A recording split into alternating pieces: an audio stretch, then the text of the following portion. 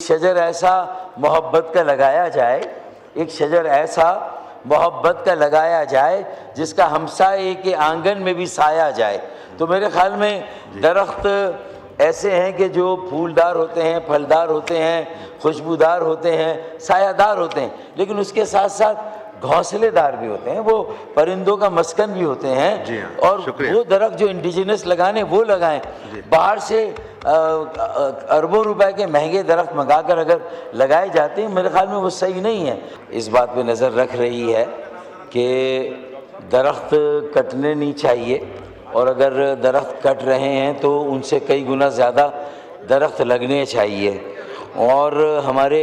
بہت سارے بڑے چیلنجز میں ایک بڑا چیلنج یقیناً ماحولیات کی آلودگی کا ہے، اور اسی کے ساتھ ساتھ جڑا ہوا موسمیات کی تبدیلی کا ہے، اور اس کے اثرات بہت تیزی سے پورے ملک کے طول و عرض میں ہر جگہ پھیل رہے ہیں۔ اور گزشتہ سالوں میں جو شہر لاہور یا دیگر شہروں میں اسموگ ہوتی تھی، میرے خیال میں اب اس کی انٹینسٹی اور زیادہ ہر سال کے گزرتے ہوئے جو ہے وہ اس میں اضافہ ہو رہا ہے۔ تو پھر باقاعدہ میں سمجھتا ہوں کہ یہ جو شجر کاری مہم ہے، اس کے لیے بہتر تو یہ ہے اور مناسب یہ ہے کہ ہم کوئی نیشنل پلانٹیشن ڈے یا نیشنل پلانٹیشن ویک بنائیں۔ اگر ہم 14 اگست کے آس پاس یا جو ہمارے موسم بہار کا وقت آتا ہے اور یوم پاکستان 23 مارچ کے اس کے آس پاس کوئی ایسا دن رکھیں، کوئی ایسا پورا ہفتہ رکھیں کہ جہاں پورے پاکستان کے 25 کروڑ عوام کو یہ سہولت بھی دی جائے کہ وہ درخت لگائیں، اور درخت لگانے کے لیے کون سی جگہ ہیں وہ بھی مختص کی جائیں، اور پھر جو نرسریز ہیں جہاں یہ سیپلنگز ہیں، جہاں یہ درخت جو ہے وہ بیج سے بنائے جاتے ہیں، تو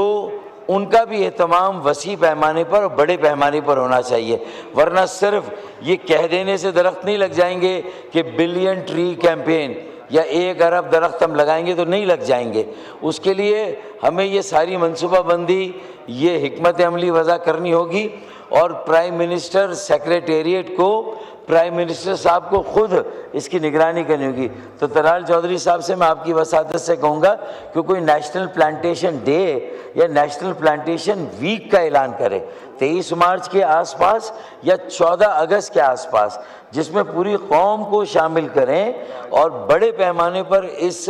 مہم کو مشتہر کریں۔ اور جہاں آلودگی بہت زیادہ ہے، ہوا میں کثافت ہے، پولوشن ہے، نئی نئی بیماریاں آ رہی ہیں، آپ دیکھیں کہ الرجی اتنی تیزی کے ساتھ ہو رہی ہے، اس کے ساتھ ساتھ جو یہ جتنے کووڈ کے اسٹیپ بردر اسٹیپ سسٹر آئے ہوئے ہیں، عجیب و غریب قسم کے فلو آئے ہوئے ہیں۔ پہلے فلو میں اتنا ہائی گریڈ فیور نہیں ہوتا تھا، اب ہائی گریڈ فیور والے فلو آ رہے ہیں۔ تو یہ ساری باتیں ہماری ریسرچ میں بھی ہونی چاہیے، ہماری کنسیڈریشن میں بھی ہونی چاہیے، ہمارے نوٹس میں ہونی چاہیے۔ اور میں ان کی زیادہ باتوں سے اتفاق کرتا ہوں، لیکن کچھ باتوں میں جو یہاں بھی تعمیرات حال ہی میں ہوئی ہے اسلام آباد میں، اس میں بہت سارے پرانے درخت کٹے ہیں، جن کو کٹتا ہوا دیکھ کر لوگوں کے دل جو ہے وہ خون کے آنسو رویا ہے۔ تو ہمیں اس پر بھی ریمورس ہونا چاہیے۔ وہ ڈیولپمنٹ کی ضرورت ضرور تھی، لیکن یہ کہ سامنے آ کے پھر پرو ایکٹیو اعلان کرنا چاہیے کہ ہم اس کی جگہ کتنے درخت لگانے جا رہے ہیں۔ شکریہ جی، مائک کھولیں۔ ری سائیکلنگ پلانٹس کیسے لگیں گے، متبادل انرجی کی طرف کیسے جائیں گے، ونڈ مل انرجی کو جہاں سندھ میں جھمپیر ادھر ادھر پروموٹ کر رہے تھے، لیکن اب تک ایک فیکٹری نہیں لگی، کیونکہ اس کے جو کارخانہ ہے جو بنانے کی جو اس کا ساز و سامان ہے، اس پر اتنی ہیوی ڈیوٹیز ہے، وہ لگے گی نہیں۔ تو پھر آپ کی پوری کمپریہنسو پرو انوائرنمنٹ ایک جو ہے وہ پالیسی ہونی چاہیے جو ایک دوسرے کے ساتھ انٹیگریٹڈ ہو، ان ٹینڈم یہ ساری باتیں ہونی چاہیے۔ اسی لیے میں اپنی بات کو ان 2 مصروں پہ ختم کر دوں گا